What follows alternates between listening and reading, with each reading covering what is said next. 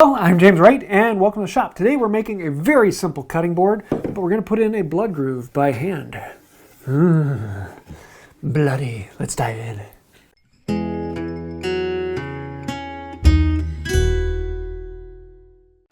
Ooh, yes, white oak. This is a scrap I had from another project, and the board was a lot longer, so this was actually cut off the end of it.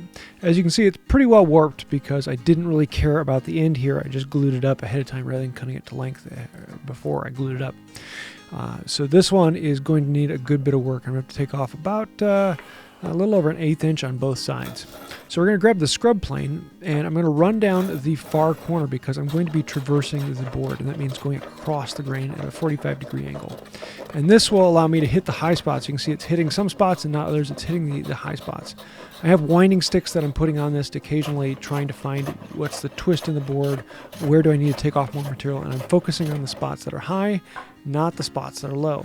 It may look like the board is twisted underneath, and it is, but I want to get this surface perfectly flat and smooth, regardless of what the other side is. So we'll do 45 degrees at one angle, and then come back and do 45 degrees at the opposite angle, and back and forth until we get it nice and flat. It's not smooth, but it is flat, and the winding sticks will tell us if there's any bump, and then I can use a straight edge to make sure there's nothing in it that is sticking up that should not be. I want it flat corner to corner as well as twist proof all the way across. And so with that, now we can actually get into the smoothing of the board. So the board is flat, but it is very rough from the scrub plane. Scrub plane usually leaves some tear out and other things like that. I'm actually going to be using my my 5.5.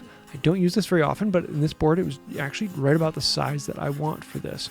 And we're going to use that to actually flatten it. Before I do that, I want to sharpen this up. I need the blade to be very, very sharp because I'm going to be going cross grain. And I want to make sure it's really honed well. And that way, with a cross grain, there's less chance of getting tear out. And so on one of these boards, I'm going with the grain, and the other one I'm going against the grain. And that's because the grain direction on this actually switched over time. It was going together on the other half that was cut off, but on this half, one side goes up and the other side goes down. Not happy.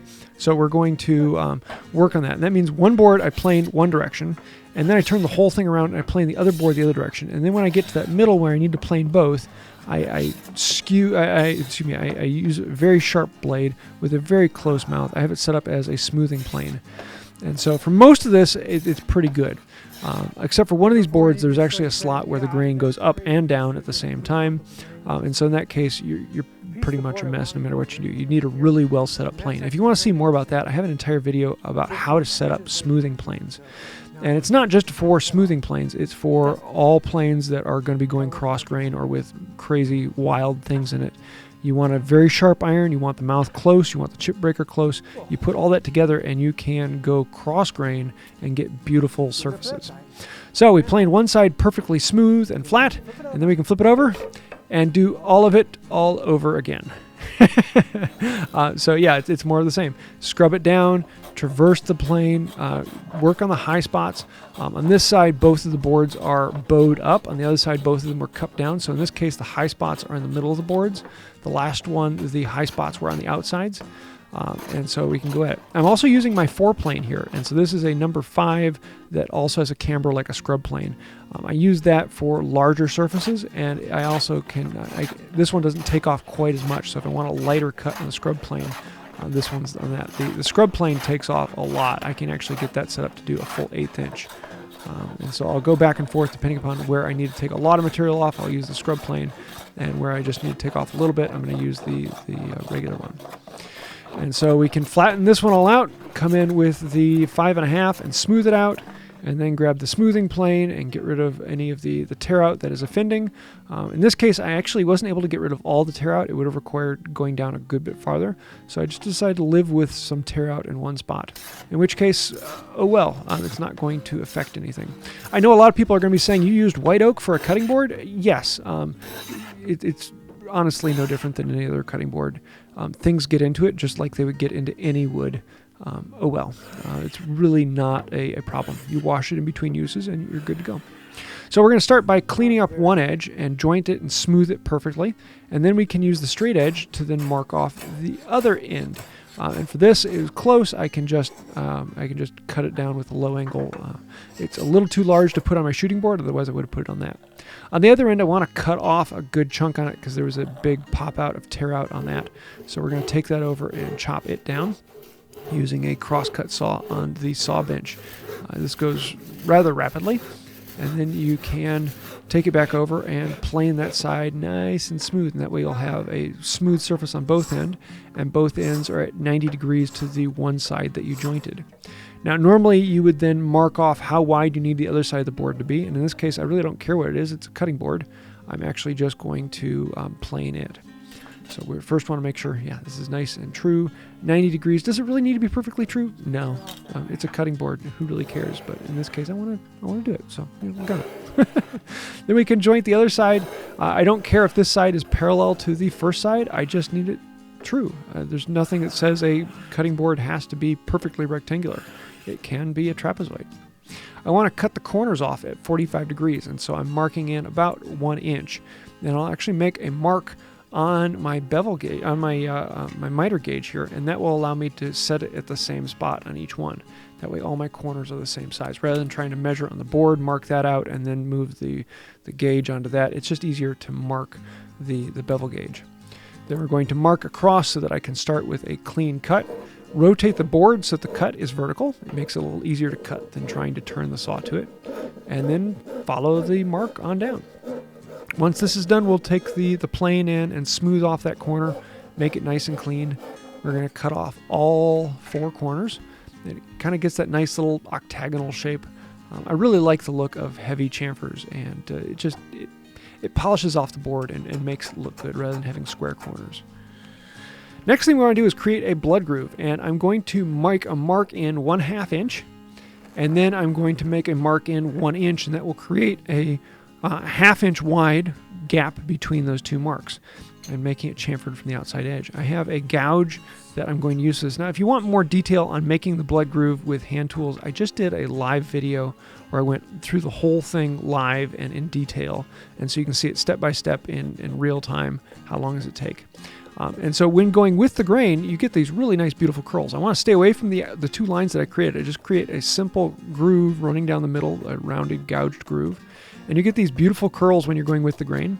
When you're going across the grain, you don't get quite as long a curl, but you'll get these nice little chip ups. You'll notice I'm using this stabbing motion. It's very easy to control the chisel with this because the chisel is just following the groove. In some cases, I have this little knot over here where I'm running with the grain in one spot and against the grain, and so I might have to turn the board around and come at it from the other side. But eventually, you're going to need to get right up on that line. So take your patience, take your time, and get close to that line, just staying as close as you can without going over it. And this takes a little bit of skill to do, but it is surprisingly easy. It is something that most people can pick up rather rapidly. You'll want to make sure you keep these sharp, and I never take my carving tools back to the stones unless they're damaged or fell on the floor.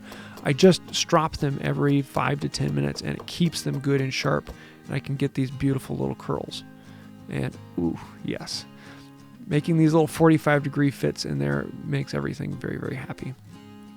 And the nice thing about this is you can actually get these sharp corners with the groove, whereas with power tools, you're left with this rounded corner. And that sharp corner matches very nicely with the chamfer on the outside, and it adds a little bit of intrigue to it. This is the first time I've actually done this with hand tools.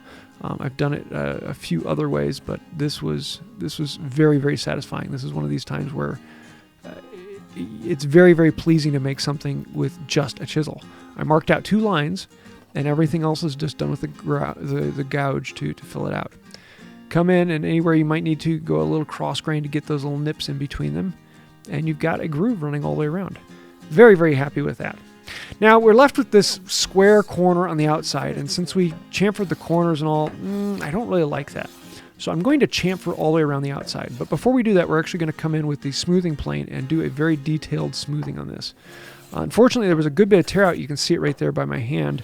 And I would have to take off almost an 1/8 inch to get it down. And I just decided to live with the tear out. Oh well. Is tear out a problem? No. Does it look odd? Maybe. But that's life. Life isn't about perfection. Life is about being willing to be happy with what you have and finding the joy in things around you. So we're going to leave it with a little bit of tear out on one side, and oh well. We're going to grab a block plane then and chamfer this. And I want to put a very heavy chamfer all the way around this. When you go to the end grain, you want to skew it so you're not running straight across the grain. You want to actually run at an angle across the grain, and that way you're effectively getting a lower cutting angle with the iron. Even though this is a low angle block plane, you can get it even lower by skewing it, and it gives you a really nice clean cross grain cut. With the chamfer all the way across, it's basically done. Just smoothing everything out and making it the way we want it. And I decided to do a little bit with the scraper, because that allows me to get into some of this cross grain where I'm just going across the grain in one direction and then back, and the scraper is just a great way to fix that out. Now for the best part. To do the finish on this, we're actually going to use boiled linseed oil. Now this isn't the store-bought boiled linseed oil. It has chemical dryers in it.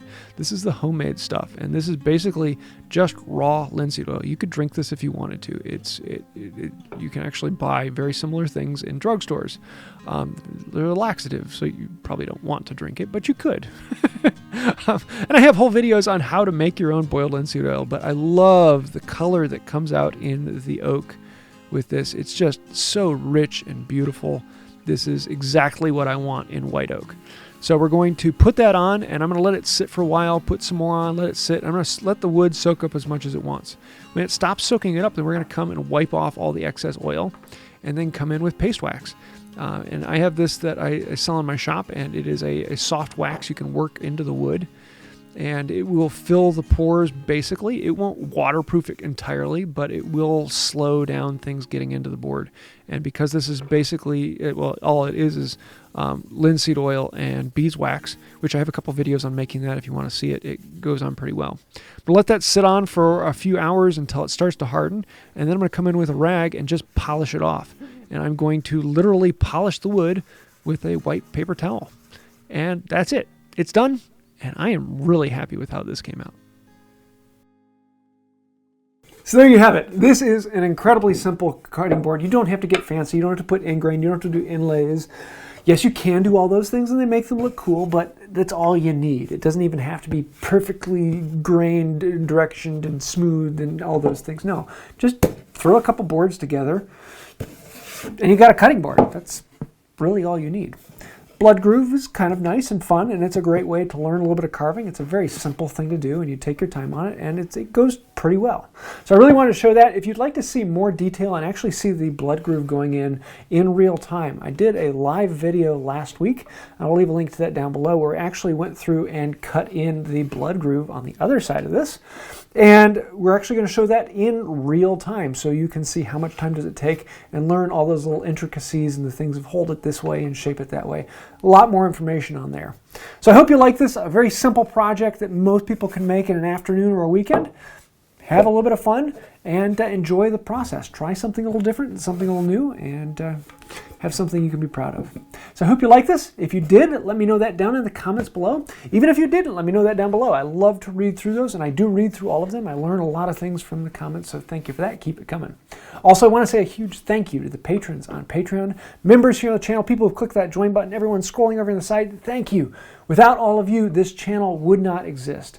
So thank you for everyone who's supporting the channel. I don't have any sponsors. I just want it to be what you guys want it to be. So everyone scrolling over the side, they are the sponsors for this video. If you ever meet them, say thank you, check them out, and I think that'll do it for now. Until next time, have a wonderful day. Wow, I made a blood groove all the way around the board, and I didn't cut myself once.